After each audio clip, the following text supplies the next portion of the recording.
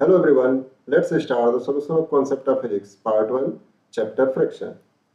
Question number 19 कह रहा है two masses m1 and m2 are connected by a light rod and the system is slipping down a rough incline of angle theta with the horizontal.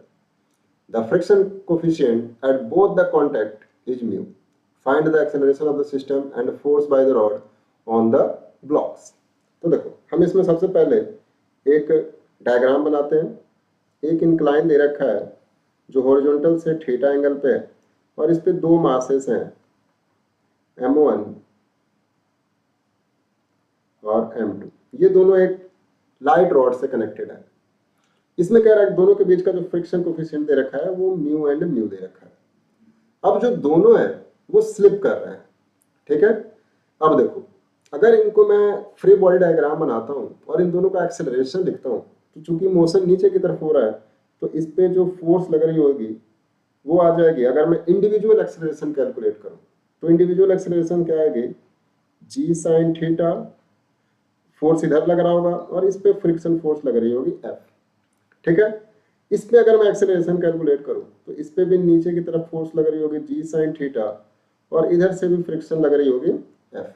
अब देखो individual acceleration की value क्या हो जाती है, A equal to G sine theta minus mu G cos theta.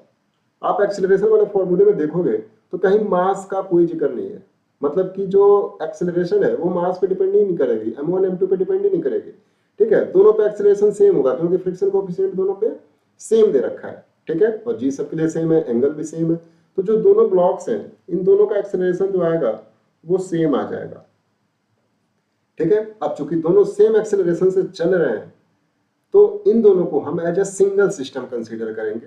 और जब दोनों को हम सिंगल सिस्टम कंसीडर करेंगे तो और दोनों एक एक्सेलरेशन से ही चल रहे हैं तो इनका जो एक्सेलरेशन आएगा वो नेट एक्सेलरेशन कितना आ जाएगा, A equal to G sine theta minus mu G cos theta, ठीक है। पहला पार्ट तो हमने कैलकुलेट कर लिया। दूसरा कह रहा है कि इनके बीच जो रॉड है इसमें कितना टेंशन जनरेट होगी, ठीक है।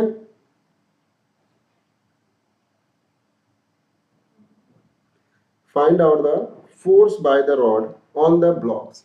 अब देखो चूंकि m1 और m2 दोनों सेम एक्सेलरेशन से जा रहे हैं, ना m1 धीरे चलता और m2 तेज चलता तो क्या होता, स्ट्रिंग में टेंशन जनरेट होती, या फिर m1 तेज चल रहा होता m2 धीरे धीरे आ रहा होता तो भी स्ट्रिंग में टेंशन जनरेट होगी।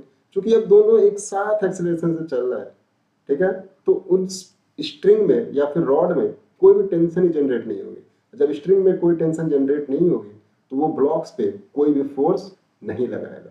इस वजह से जो रॉड होगी ब्लॉक्स पे जीरो फोर्स लगा रही होगी, ठीक है। तो इस तरह से हमने दोनों आंसर्स कैलकुलेट कर लिए। So I hope you understand it well. Thank you.